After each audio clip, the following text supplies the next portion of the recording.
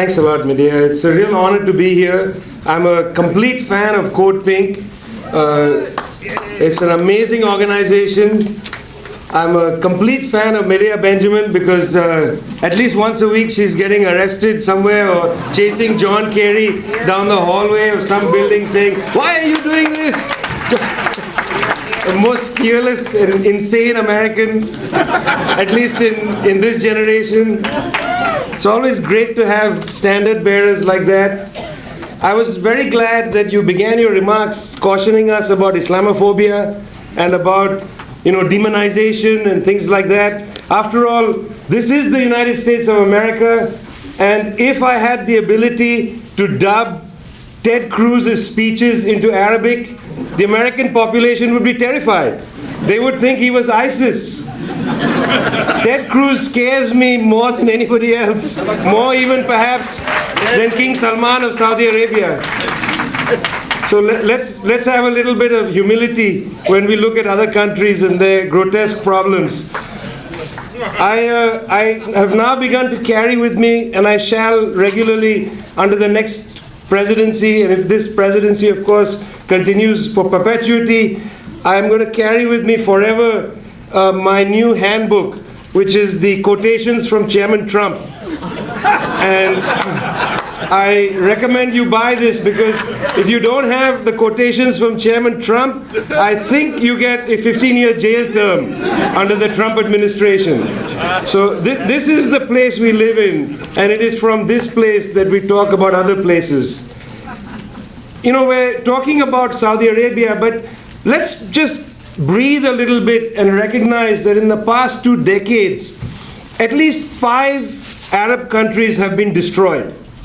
Begins with Iraq, and then you have, let's say, I don't know if this is in order of anything, but then you have Libya, then you have Syria, a country with 500,000 people dead, then you have Yemen, the most silent war, prosecuted by Saudi Arabia and its allies, Emiratis and the United States and the Europeans, since the 26th of March of last year.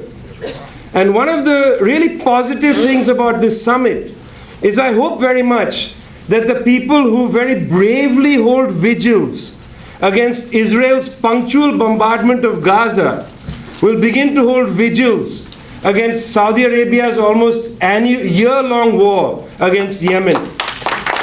It's very important, I think, for the American peace movement to join, or at least join in with the cries of Yemenis in the cities of Taiz and Sana'a and others who watch those planes fly over their heads, watch their children terrified once again as buildings around them and their own buildings get destroyed. So the American peace movement has to pick up the Yemen war front and center. It's not just about Israel's wars in the Middle East.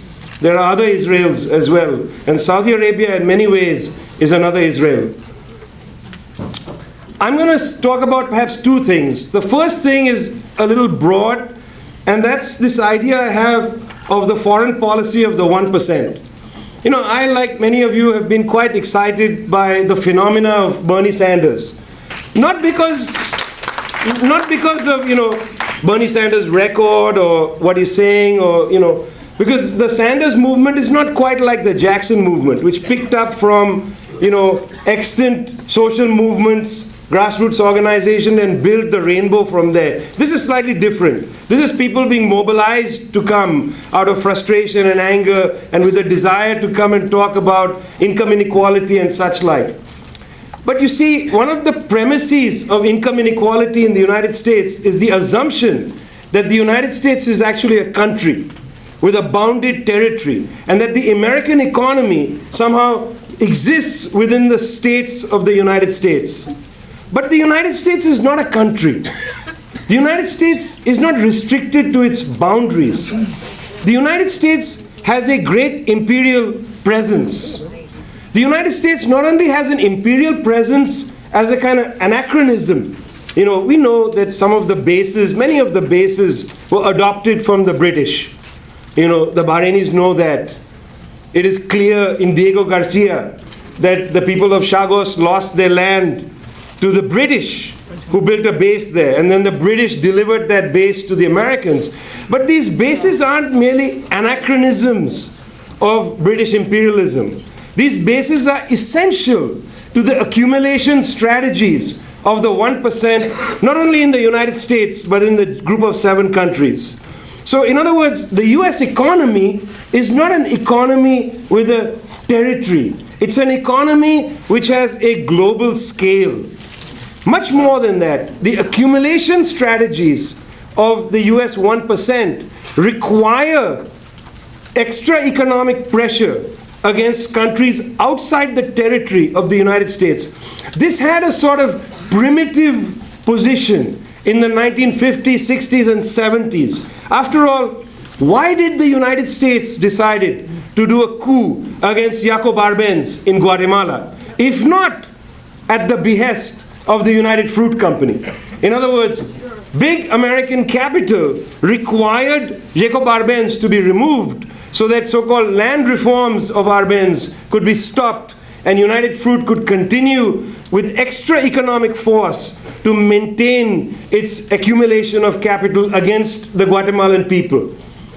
Why did the Americans send Kermit Roosevelt, that very young scion of the Roosevelt family, to Tehran to overthrow the government of Mohammad Mossadegh in 1953, if not at the behest of the oil companies, who didn't want the Iranians to nationalize their oil? Because after all, how dare the Guatemalans control their own land? And how dare the Iranians claim a better rent for the oil that they sell under their feet? It is not for them to control the way land is used. It is not for them to control how the oil should be priced. That is, after all, the responsibility, the heavy and grave responsibility of the 1%, because they are the people who should order the way the planet functions. In a primitive way, the foreign policy of the 1% operated in the 50s, 60s, and 70s. But this foreign policy of the 1% had to deepen in the 1980s, when the fact of production transformed.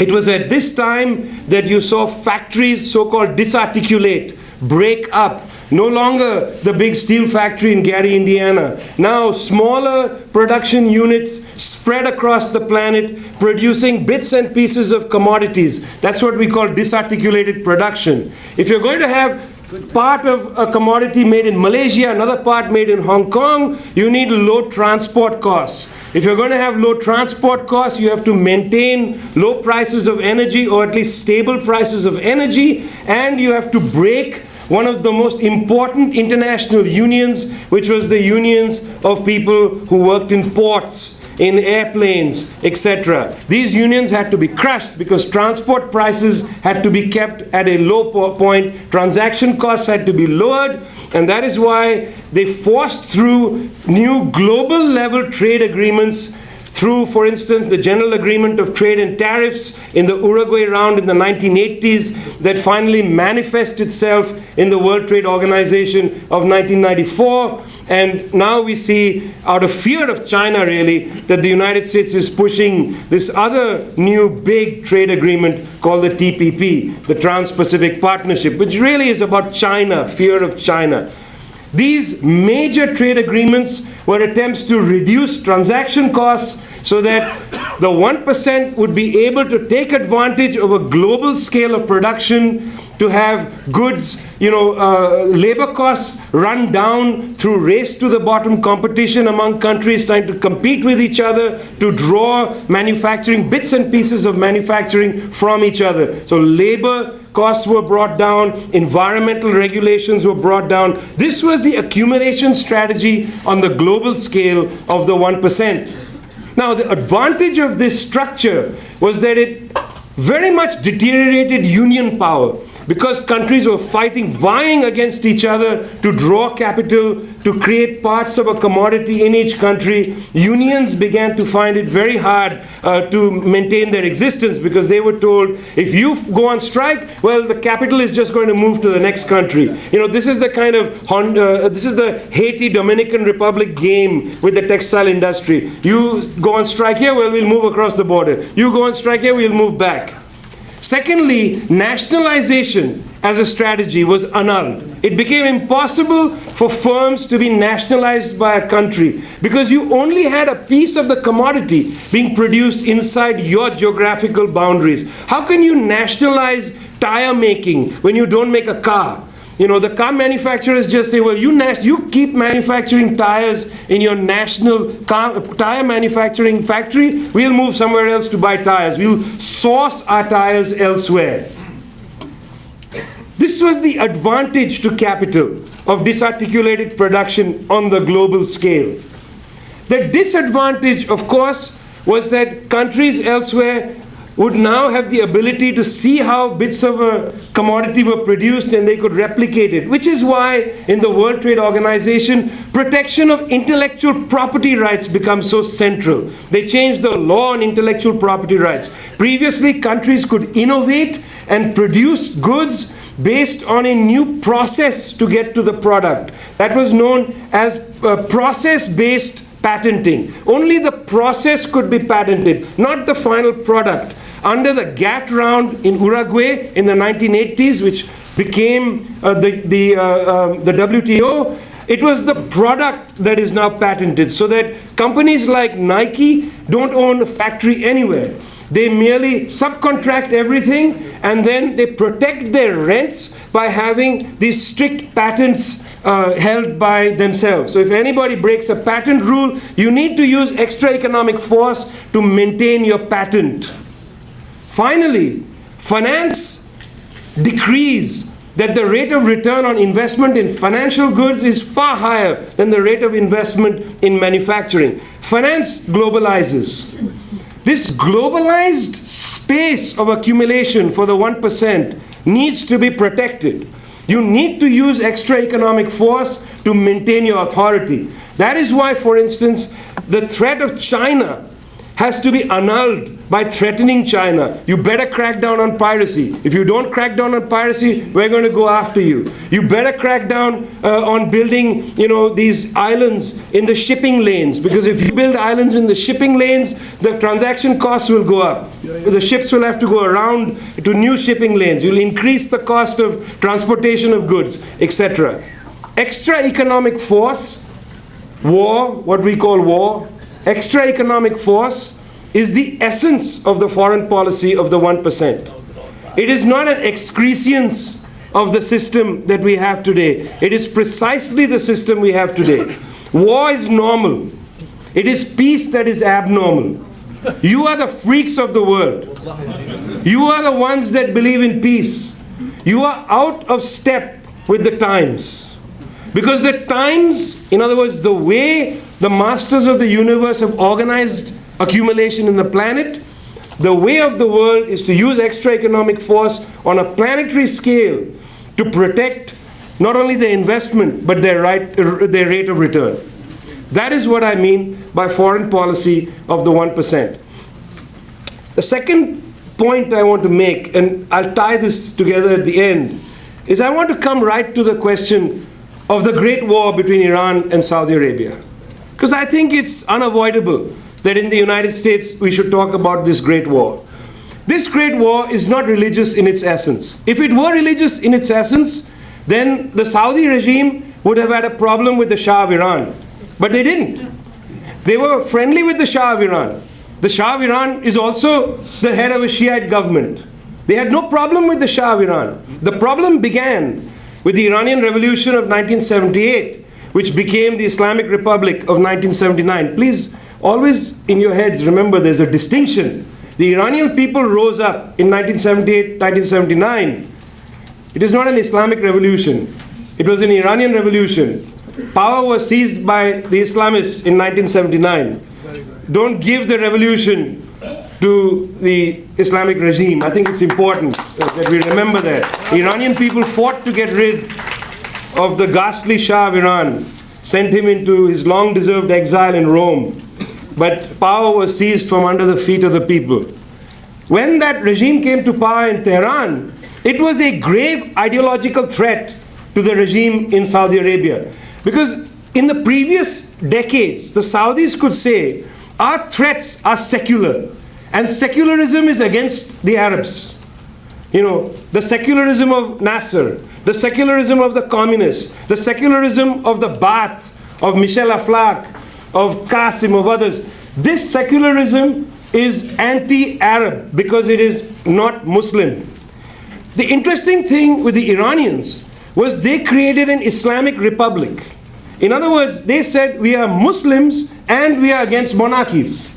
It was an ideological challenge to the Kingdom of Saudi Arabia, which is why the Saudis bankrolled Saddam Hussein to begin that murderous war that went from 1980 to 1988, fully supported by Western powers, providing the Iraqis with chemical weapons, so they used mustard gas against the Iranians. And interestingly, Ayatollah Khomeini, in the middle of all that, I'm not a fan of Ayatollah Khomeini, but in the middle of all this, Ayatollah Khomeini puts a fatwa out there against the use of weapons of mass destruction. When people in America discuss the Iranians and their murderous drive to have nuclear weapons, it might be a good idea to mention that when the Iranians were attacked with mustard gas, they did not retaliate with mustard gas. They decided to fight back with conventional means.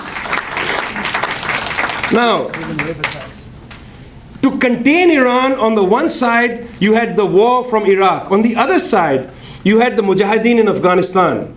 You cannot understand this war that begins in Afghanistan without understanding the whole regional context. You might not know that in 1979, when the Iranian people rose up, in Pakistan there was an uprising. In fact, the American school in Islamabad was seized by militants who wanted the Americans to leave Pakistan. There was a regional fear that there would be an out-of-control uprising against US imperialism. And it's at that time that Mr. Brzezinski, Carter always gets a free pass. Jimmy Carter, he always gets a free pass, He gets a free pass. I don't know why Jimmy Carter gets a free pass, sorry. Sure. Secretary of State, or what was it, National Security Advisor, who cares, Brzezinski, engineers the strategy of sending in arms and logistical support to some of the most repellent characters in Afghanistan. Students of Buruddin Rabbani, one of the most horrible teachers in Kabul University, brought his students, people like Gulbuddin Hekmatyar, famous for throwing acid in the face of unveiled women. Ahmad Shah Massoud, who the French Parliament honored with the Légion d'honneur, a scoundrel in Kabul University engineering faculty, virulently anti-women. These were the people who became the great Mujahideen. Interesting, they were not called the Fedayeen, which was the term of art for the Palestinians. They were called the Mujahideen because they were to fight a religious war. This was the context of when the Fedayeen were actually in great popular understanding around the world, and yet they did not use that term in Afghanistan. They called them the Mujahideen to fight against the left regime, the PDPA government in Kabul. So the two ways to contain Iran, on the one side was this war from Iraq, on the other side the Afghanistan situation. George W. Bush, the painter, George W. Bush.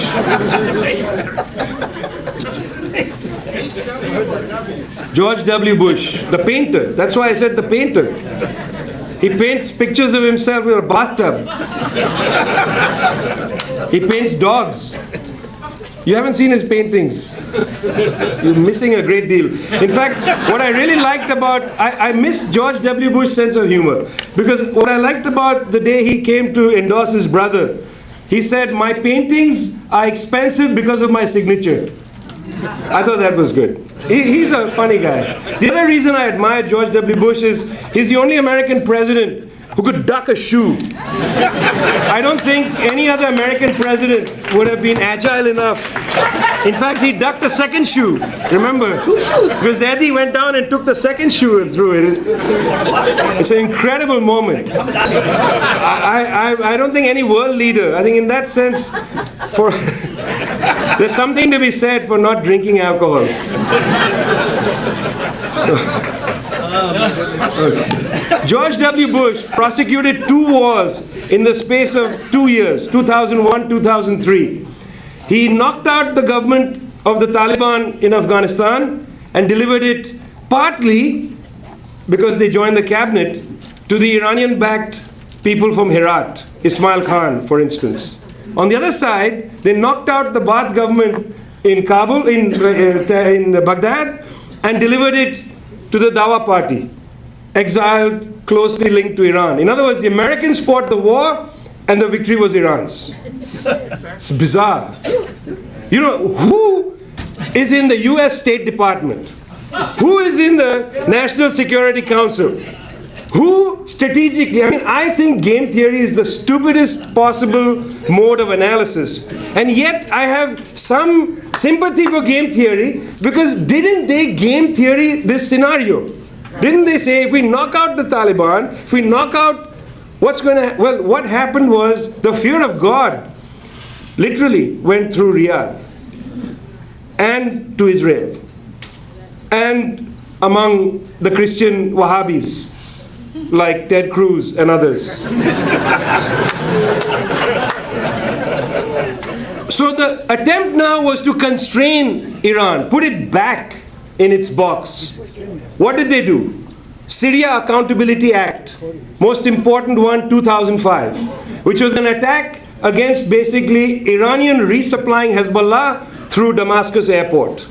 How to take down the Syrian regime, because that government is too close to Iran. Second attempt to engage Iran was green light for Israel to flatten at least half of Lebanon, the war of 2006. Neither did the Syria Accountability Act work, nor did the Lebanese bombardment, because Hezbollah, which had just defeated Israel in 2000, was able to stand up to the Israeli onslaught of 2006. And I should say, the Lebanese military did its best. At least it tried. Yes, don't laugh when I say that. Lebanese military, now no longer being financed by Saudi Arabia, which I'm going to come back to. They were never an army. They were never an army. You're insulting them. I lived in Lebanon. The third attempt to engage Iran was the sanctions that began in 2006. Syria Accountability Act, war on Lebanon, and the third, sanctions. These were the three attempts to put Iran back to its borders. Now, when the Arab Spring broke out, if you met Iranian diplomats in the region, they would say things like, this is not an Arab Spring, it's an Islamic Spring. It began in 1979, and now it's going. I just want to say that everybody was saying that in 2011. Erdogan went to Cairo, and Erdogan said, this is an Ottoman Spring. He didn't actually use that word, but he said basically it's, the Brotherhood will win everywhere, and they'll follow the AKP party's policies. Everybody wanted to claim it, except, of course, the Americans and the Saudis and their allies. Saudi Arabia sends its forces across the causeway to crush the uprising at Pearl Monument, and in fact erases the Pearl Monument, which had to be bulldozed, because God forbid you have a memory of the people protesting in Bahrain.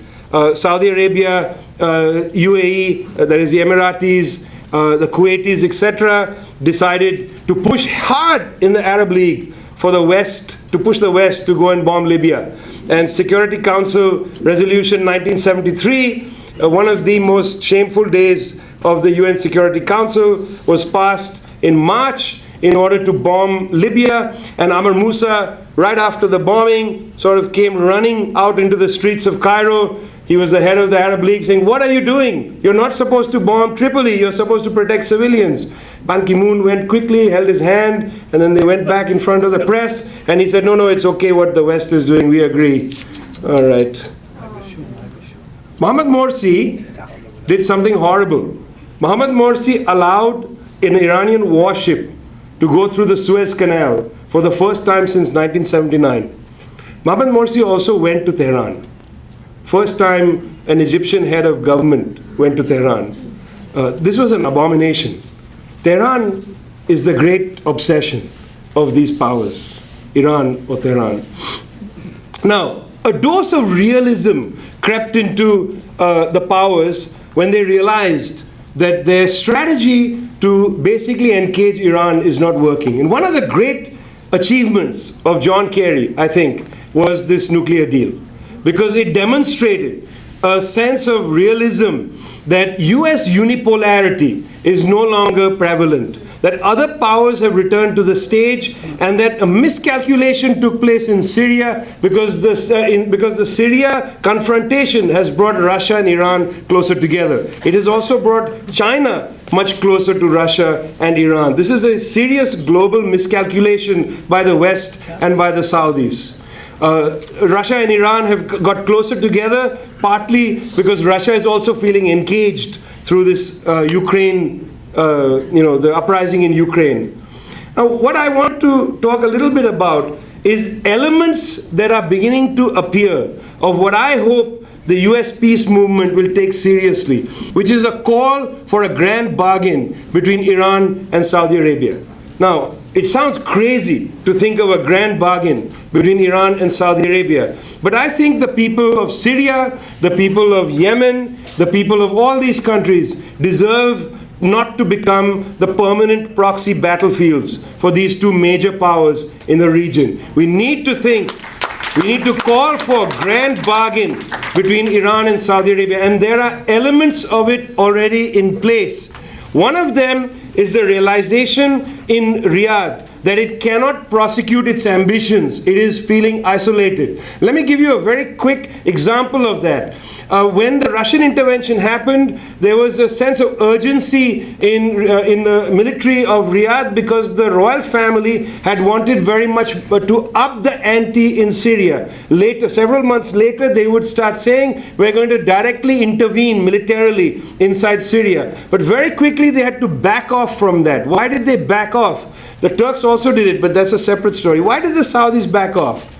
You might remember that the Mohammed bin Salman, the son of the current king, King Salman, had personally staked his legitimacy on the war against Yemen. In fact, on the first couple of days of the war against Yemen, he was seen all over Saudi television at the command center, looking at targeting information, etc. He's personally invested in that war. That war had gone abysmally from the very beginning. The Saudis requested the Pakistanis, a long-standing ally since the 1960s, to deliver ground troops as they had done in previous engagements. The most, you will remember, of course, Black September, when in Jordan the Palestinian resistance was attacked. Many of the troops there, under command of Brigadier Zia-ul-Haq, later martial law administrator, operated alongside Jordanian troops to attack the Palestinians in 1970.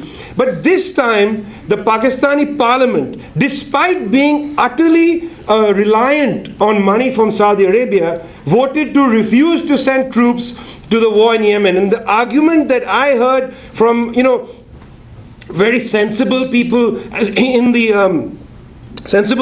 Pakistani parliament was that unlike previous wars, this one is too dangerous. And the reason it's too dangerous is that Pakistan, unlike say Egypt, has a substantial Shia population. And they don't want to have sectarianism that is inflaming in the Gulf region return to South Asia. I mean, you should know that if you combine the Shia population in India and Pakistan, it's probably the same as the population in Iran. It's a it's tens of millions of people. And there's already a great deal of tension in the cities of Pakistan on sectarian lines, because there are political parties of the right that have also domestically been inflaming sectarianism. But the legislator was very, very cautious about the danger of entering the Yemen war to put this out of control. So they refused to send troops, which is why in Yemen, the Saudis have had to rely on Colombian mercenaries, on some Moroccans and other people from the Horn of Africa, but they are much smaller components of fighters. When they said we'll go into Syria, there simply wasn't a ground army under Saudi colors to fight in Syria. So there was a realization that they were in a position not of strength. When the next Geneva meeting was to happen, the Saudis hastily called much of the opposition, including their proxies, to Saudi Arabia, where they created the High Negotiation Committee. And the reason the High Negotiation Committee was wary of the Geneva meetings that happened recently was that they felt they were being called to Geneva to surrender. And they did not want to surrender. The cessation of hostilities that was agreed upon is a demonstration that Saudi Arabia and other regional powers are coming to terms with the fact that their ambitions are not being met. This is a very important glimmer of hope, in my opinion, for a grand bargain with the Iranians. The other one is that last week in Doha, Qatar, Saudi Arabia, under the invitation of the Qatari government, Saudi Arabia, Russia, Qatar and Venezuela had an oil agreement on oil prices. The agreement was to freeze production levels. Immediately the Iranians complained, saying, look, we're just coming out of sanctions, we can't afford to have production levels frozen, we need to be able to pump more, we have revenues to garner. But they then talked about it some more, and this summer at the OPEC meeting, where Russia is not a member, they're going to take up the proposal from the Qatar meeting about stabilizing oil prices to their benefit. And the fact that Saudi Arabia and Iran were in the room together to discuss oil prices, Saudi Arabia and Russia were in a room together to discuss oil prices is to me another glimmer of hope. And I'm suggesting that we should look for these little glimmers and we should make something of them. We need to pressure the powers that be that the way forward is not to merely, put, say, Saudi Arabia against the wall, or to put Iran against the wall, or politics of that nature. We need to call for some kind of bargain among these powers in the region. Finally, I want to make just a couple of comments about how Saudi Arabia has demonstrated at the same time, when it feels engaged, it lashes out. And the two, you might call it a sort of regional tantrum. The two regional tantrums that it's had, one is the continuing bombing of Yemen, despite the fact there's no evidence of any strategic gains. The second was against Lebanon, which you might have seen recently. The Saudis have refused to honor several billions of dollars of security aid that they promised to the Lebanese government, $3 billion of security aid. Secondly, they've expelled, the Gulf countries have started to expel Lebanese citizens who they say are sympathetic to Hezbollah. And they know this because of eavesdropping of telephones. They've said this quite openly. The third thing they've done is they've declared Hezbollah a terrorist organization. This is very interesting that they're lashing out at Lebanon at this time. And I would just like to say that it's a dangerous form of lashing out, because I'm guessing that the Iranians are going to come in and provide assistance to the Lebanese military, which needs it desperately in a country of 4 million that has perhaps 2 million Syrian refugees, whose exchequer is totally being broken, and who have the threat not of ISIS, but of that other great organization, Jabhat al-Nusra, at its boundaries, an organization whose fighters have been getting free medical attention in Israel, an organization that occasionally the American strategic thinkers say is a moderate force. It's funny when Al-Qaeda becomes moderate. Or not that funny, not for the people who have to live on the other side of it. What is the foreign policy of the 99%? If this is the foreign policy of the 1%. A student from Syria showed me a slide, Cathy Al-Hayek showed me a slide which showed that the United States has provided the most money for Syrian rebels, $8 billion. She had the slide of all the amounts provided, $8 billion, but has taken in the least number of Syrian refugees. Phyllis Bennis wrote a piece in The Nation magazine where she had a statistic that the United States has 28% of the world's wealth, which, Phyllis, I thought was a low number.